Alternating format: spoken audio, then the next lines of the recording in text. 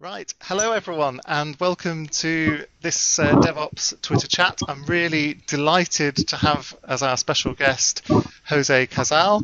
Jose, I first met you when you came to deliver some Kanban training for Atos and Worldline, and you actually did it. You probably can't tell, but it was in this very room, so it feels like it has a special place in my heart. So thank you very much for joining us. Before we talk about the topic, which is going to be team motivation, it'd be really interesting to hear just a little bit about your background and your experiences around agile and software development over the last few years. Well, hi David, and hi everyone else. Thank you for watching this video. So yeah, I mean a bit of my background. I essentially my personal career starts in web development back in the very early 90s, and things like HTML2 were revolutionary when I started. What really matters in terms of the content of the idea of motivation and things like that is some personal journeys of my career, especially when I moved eventually from software development to a development manager job. I have been in that company working for about 4 months when my boss at the time said, you should take on the team. And I found myself that I suddenly was responsible for the well-being and the futures and the day-to-day enjoyment of a team of 35 people, so from nowhere to 35 people. Interestingly, one of my best experiences in learning about how to manage things was online gaming, when you had to help people have a good fun, hundreds of people have a good time. And it's so, such a learning experience then to try to apply it at work. But I started my managerial career, and after a few months, I had a moment of epiphany when I realized that if I was my own manager, I would be hating my guts, because I was doing what everybody else had been doing before.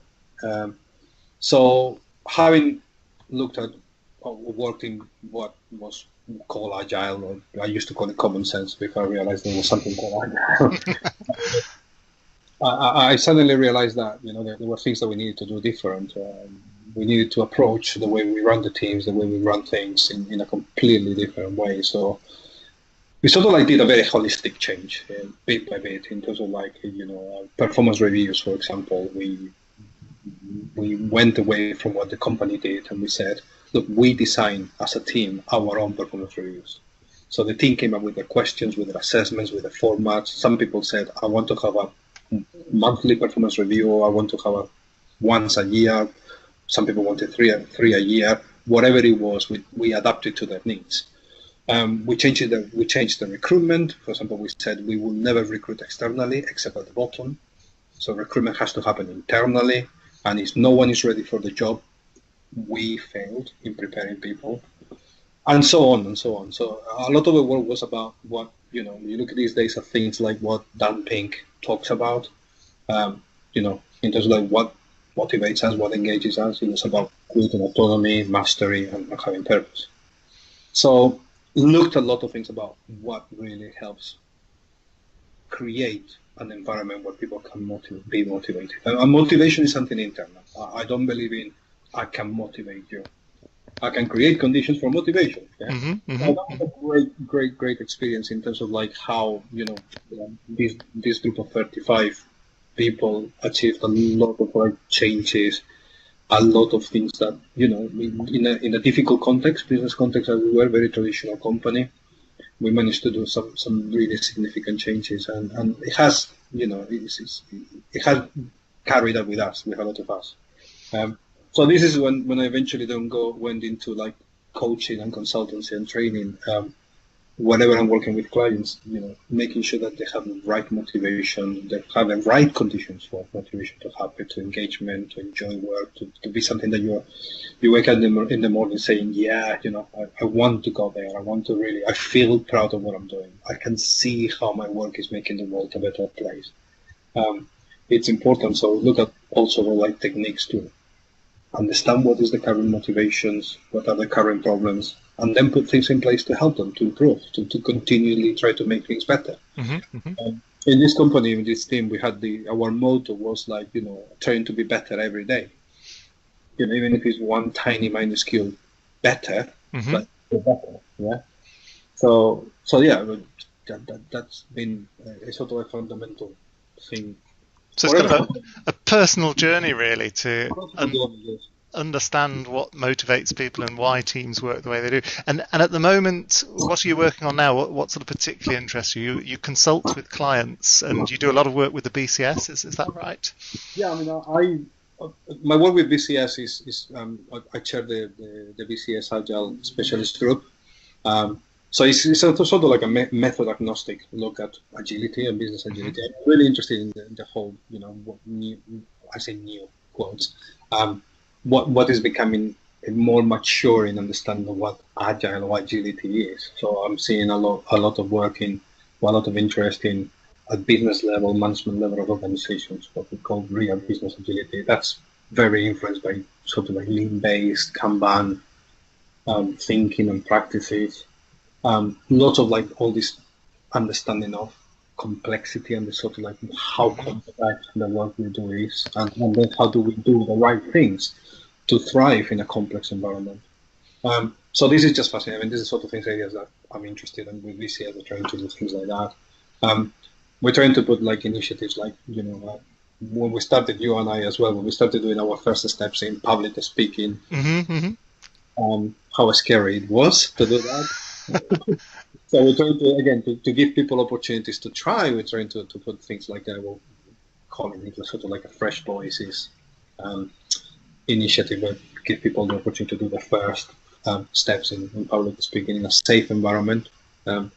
So yeah, help people to have that step to say, yeah, I'm gonna do it. Yeah, And indeed, motivate. I think one of my first experiences of speaking was at your London Lean Kanban day in 2014. I've still got I think, was it 14 or 15? I've still got the T-shirt. I'll have to check. It's still, yeah. But very successful event. Yes. Yes, Yeah. no, so that's the conference that we run for 4 years now. And then my coaching year is mostly sort of like my work is with companies. It is, in some ways, it's a lot about not just, we can forget sometimes we can get too focused on the mechanics of agile. Hmm. Sometimes Hmm. sort of things like, put the practice in place, do this, do that.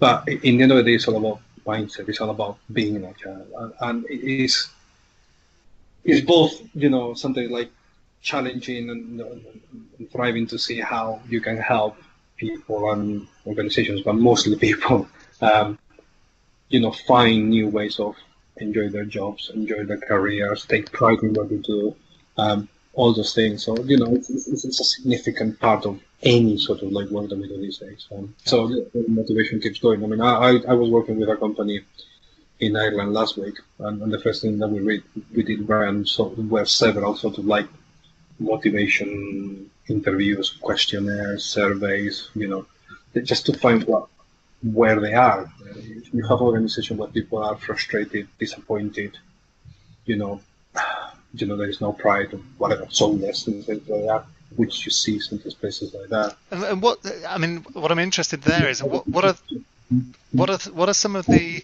symptoms of a team that perhaps isn't as motivated or as engaged as it should be? What are some of the problems that causes?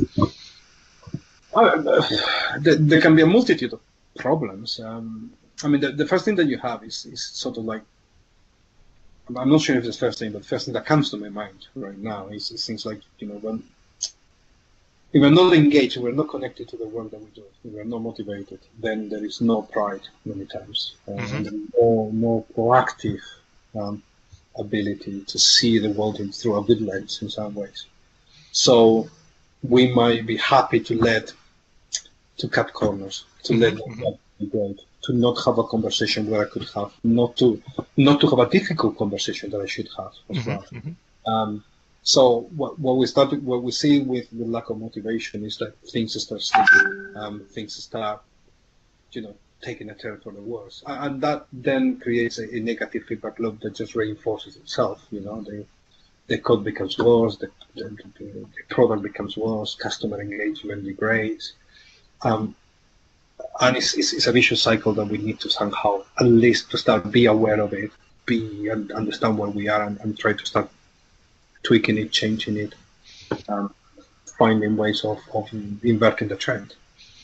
And But, is it? I mean, the consequences have for many companies are just toxic. When we do, we've done that when we do like training and talks and things like that. They say like you want to make sure that you fail in anything that you do in life, piss the people that you depend on, piss them off, yeah. Make them angry. That in the end of the day, anything that we do in an organization depends on the people that we have, and we need to have good systems, good approaches. But if there are no people, we still don't have robots doing the job for us.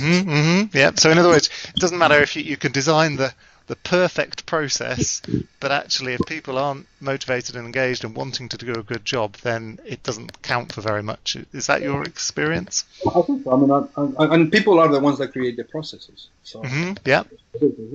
So yeah, I mean, having a good process is fundamental, but I think that's, and it can be a very personal opinion, that depends on having to start with people that want to and can thrive in that process, and coach the process and improve the process, and be part of it in some ways. It's just, I mean, I don't know, in many companies you hear like people talk about the business things that, and you many times say like, can I have the name and address of that business? Because we don't have a serious conversation. Kind of like we make this sort of like alien esoteric thing called the business. The business, yes. Everything. And again, that's like, no, we are the business. All of us are the business.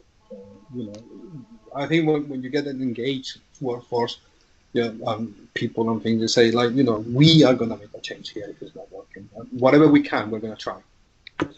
That's a really interesting point, because it's language I hear a lot. Is the business wants this, or what does the business want, or we should do what the business wants. But you're right. Why?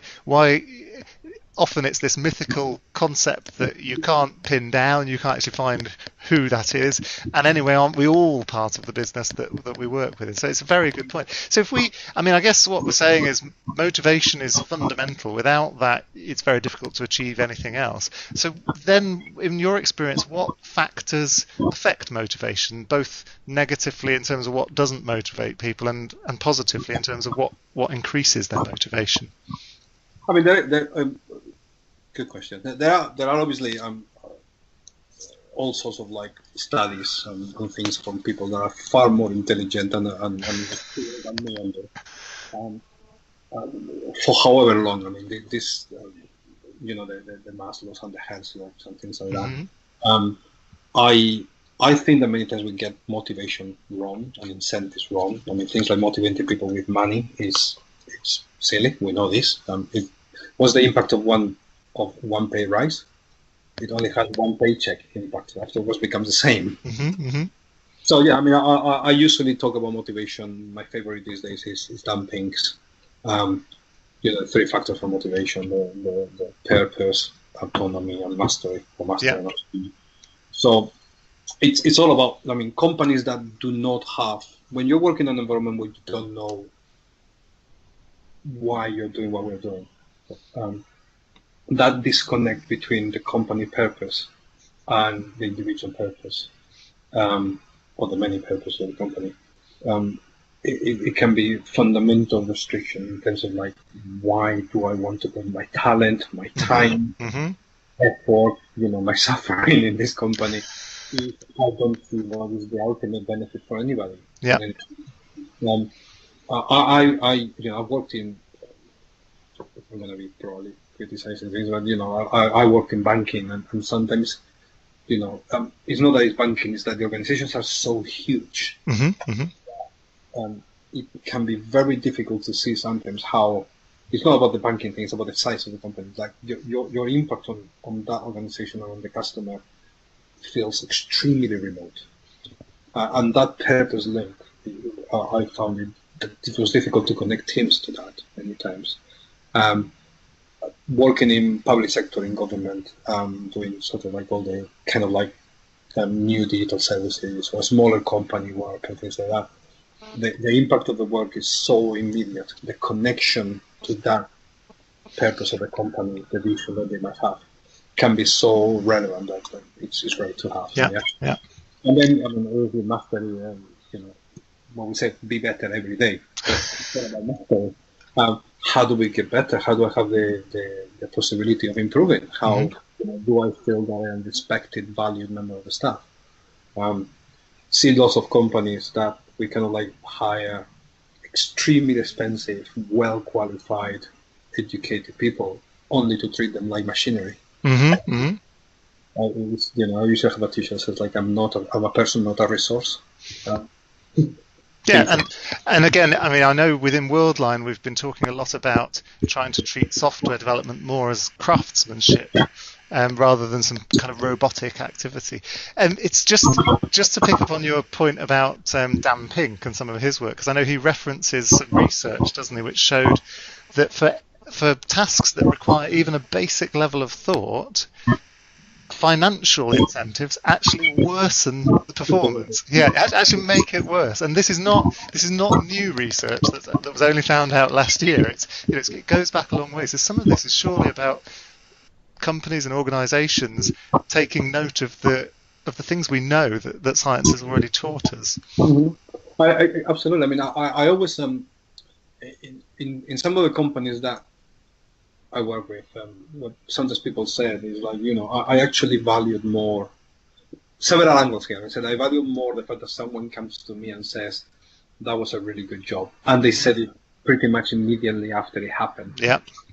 Not a year later in an appraisal when I don't even remember what the situation was. Yeah, but that sort of like pat in the back, recognition, acknowledgement of a job well done can have so much more impact than a financial reward. Or especially if the financial reward is something that I have to go and ask for. So again, when we was in first time as a manager, the one thing that we had is that it was my job as a manager to make sure, for example, that the pay levels of every member of the staff, they will get pay rises before they ask for the pay rise, because it was right to do. I mean, if people were involved in their career and the market will value them at a higher price, we should be able to recognize before they have the need to actually ask for that sort of thing. So, that then you have that is not the money incentives there, is the fact that, yes, I'm rewarding you with pay, but I'm rewarding you with pay because we acknowledge how good you are becoming. And that's more powerful than you have done a great job. By the way, there is a pay increase. But that becomes a conjunction thing. Is you're doing a fantastic job here. You are more valuable to all of us. We appreciate what you're doing here every day. And the kind of like the warm feeling that you will get inside is incredible. And I mean that, and the other thing that what you said reminds me a little bit of, we had Alan Kelly as a guest for our last DevOps chat, and one of the things, so we were really just talking about value and how to quantify value and how to prioritize the backlog. But one thing he did touch on was that if you have the discussion with the team, if the team is involved with understanding the value of what is produced, why it is useful, then they will be more keen to do a good job because they understand what the point is. And that, I think, comes back a little bit to your point about in large organizations sometimes you lose sight of the end customer, the end value that's being provided, something, the why does this matter? I like stories, so I'll give you 2 stories. Again, working in a company, significant company, we're talking about tens of thousands of people. I kind of like inherited a team when I arrived there. And this team was reputably one of the good teams. But the first thing that I asked them is like, okay, so this is the product that you do. Why are you doing it? What was the customer? And the team had no idea. They had no idea who the customers were, what the users needed. So this backlog that you have here, how are you building it? Oh, we're doing it, we're guessing. So the team had, despite being a good team in terms of mechanics, the team had a complete disconnect with how this product was making things better. They had to come up with it themselves, which made it very tough going for all of them. As opposed to in other situations where what you're saying there, you involve the right people at the right level in the conversations, and a lot of agility is about conversations. And user stories is supposed to be stories. We should be talking to each other. So I remember one of my early career when I was as a developer, when through the conversations we generated, I as a developer could get back to my end customer or to the departments of a university and say like, look, we can do things different, we can do things better, and I can immediately think about two systems where the impact to the university was superb and massive profits and better quality for students simply because there have been that conversation across multiple people where together we came with, look, there is things that we can do. There are things that we can do better. But yeah, I mean, a lot of these things are about creating those conditions for communication, collaboration. You feel valued, you feel respected, your opinion matters, you see the impact of what you do. That can carry you. You can walk on air when you have that. Don't you? Yeah. I mean, you've talked there a bit about valuing what people do, not just with a financial reward, about making it much clearer what the purpose is. Are there any other sort of specific techniques that you've found are effective to increase or improve the motivation of a team? Well, I'm not sure if it's particular techniques per se. There are. It's a good question. Now you get me thinking. So more than just the techniques per se is the sort of like the what we're doing in terms of like the attitude and things like that. Yeah. Mm-hmm. So it's more about creating. And I might be going into like a kind of like a rabbit hole here, but it's creating things where people feel respected. So having good feedback loops where people are involved. Mm-hmm. I find things like, and sometimes just even understanding what the current setup is. Yeah? So things like lots of techniques in the management 3.0 staple are really good in terms of like teams understanding each other, teams understanding where they are, helping them connect. I find things like the Gallup 12Q questionnaire are absolutely fantastic questionnaire to see where and what sort of things people do. And I've been doing this, it's something that I've been following with lots of attention. It's incredible. Then techniques about collaboration, so things like the whole collaboration frameworks, what used to be called innovation games. So do things where you get the collective mindset together and almost you crowdsource your ways. So these are techniques and practices that applied well in some ways will help nurture that and kind of like stoke the fire in all of us. So I get like all buzzy about it when you feel the sort of thing like the good feel that you can generate out of them. And in the end of the day, it goes back to, do I feel respected? My opinion matters. Do I feel that I'm doing things better? All those things. Whatever techniques that help people feel like that, will have a long-lasting effect.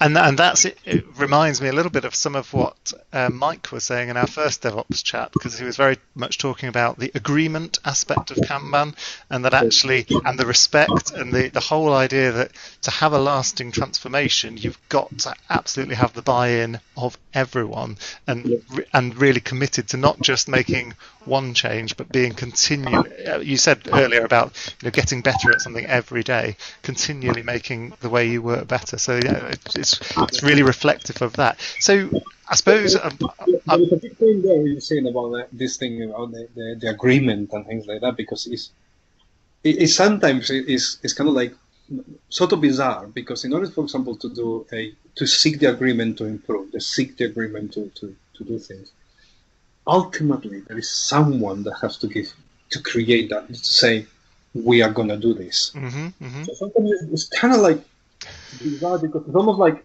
it starts by potentially be a violation of this ethos. Yes. And someone says we are gonna go, or we're gonna try to bring more agility. Someone makes that kind of like makes that decision at some point. But then how do you quickly revert that into saying like, but it's all our journey, and what happens if people don't want it? Yeah. How is it an invitation to join? If someone decides we are gonna do, I hate the word agile transformations and things like that, yeah. But how do you make that something that people buy into it, agree into it? Usually it's going to be slow, kind of like you need a lot of patience to create the momentum for it. And most of the time in business, we don't do that. We create a transformation and we go, wow, yeah. Yep. Yep. It can miss that. It can miss out on this agreement and on this respect because in some way someone has said you will become. Yes. Yeah, you will agree. Yeah, you will agree to it. So it's kind of like it's a bit of a bizarre situation that many times we have at the outset of a decision to be more agile. Yes, I mean, as you say, there's some decision made at the start. And whether you call it a catalyst or a driver, but someone has to have said that some kind of change is necessary. Otherwise, why wouldn't we carry on doing the same? No, you're absolutely right. So, I'm mindful of the time, Jose. It's all been really interesting. I'd like to ask you, just to finish off, what your top tip would be. So if you meet a manager or a company and they say, oh, it's really difficult, my team isn't engaged, they don't seem to care about the work they do, what would be your top tip for getting started with changing that? How should people take the first step? Wow, so that is a fantastically good question and a tough one. Is the answer hire you? No, I don't. Well, maybe. But, I think, three things come to mind, in my opinion. So I cannot give you just one. So the first thing I think is when we have that situation that you explained, actually there is something even more important that says when I need someone else to change, the first person that has to be prepared to change is me. And that's something that many times we are not aware. The rest of the world is wrong. Mm-hmm, mm-hmm. I usually in my training, I keep saying, I ask this question: what's the most difficult thing to change in your organization? And people go sometimes into justified rants in some ways, but it should be just me. I have to be the first person that helps. I will change myself in order to help other people change. Don't expect change in others if I am not prepared to change myself. And that's something that many times we are not aware of. We don't consider it. I'm right, you're wrong. Mm-hmm, mm-hmm. So that's number one. I think the other one many times is I think we need to put the mirror in front of us and look into the mirror, have a very hard look. Because if we don't do that, many times we don't look at the mirror, and then kind of like I'm seeing on my own face here right now, yeah. But if you don't put the mirror in front of us, how do we know what we're doing? We're animals of habit, so we create all this habituation. We follow patterns, and we don't realize what's really happening. So yeah, put the mirror in front of us, create the awareness of what the current situation is, and then create the conditions for those change. But as a manager, I think that the role of a manager is to create the environment and then get the hell out of there. Let the people do it. We are inherently talented. You have to believe that people around you are as talented, as intelligent, as professional as you are. Yeah. So as a manager, the job is to manage the environment and then get the hell out of there. Just be there when they need it. I used to annoy some of my colleagues in some companies because I used to say that the most important meetings of the day were when I was having coffee with my colleagues, my friends, my staff. Those were the most important things because the objective was in a way that the team could manage a lot of their own environment on their own and be there to help them when they need it. But they will pull me rather than me being there saying, oh, I am the manager. Let me be important here. Get out of there. Let them be, because they are incredible when you let them be. So that's fantastic. So your three answers are to start off with. Start with yourself. Look at what you can change about how you operate. Then help yourself and the team by holding up a mirror. Let them see how they're working and what's going on, which reminds me of visibility in DevOps and in Kanban. And then the third is create the environment to let people change for themselves and get out of the way. I think that's fantastic. That's wonderful advice. Now, I'm really, I mean, thank you so much for all of that insight. It's been fascinating, Jose, to hear you speak on this topic. I'm really looking forward to the Twitter chat as well, with you joining us for that. And then I think the day after the chat, you are speaking at the Agile Tour London. Is that right? Indeed, yeah. So we will be doing it's probably going to be more workshopping than speaking. Yeah. Some of the techniques, and then get dirty, hands-on with it, with the group. But yeah, no, I just do London on the 21st of October in London. So fabulous. I'm sure it'll be. I'm always going to get on this Twitter chat and get all these interesting questions. I mean, the sort of questions that you've made today. Great stuff. I mean, I'm sure it'll be a fantastic session. So yeah, I guess everyone will have a great time with you at that. And thank you again, both for joining the video chat and for joining the Twitter chat. Thanks very much, Jose. Thank you, everyone. Thank you. Thanks a lot.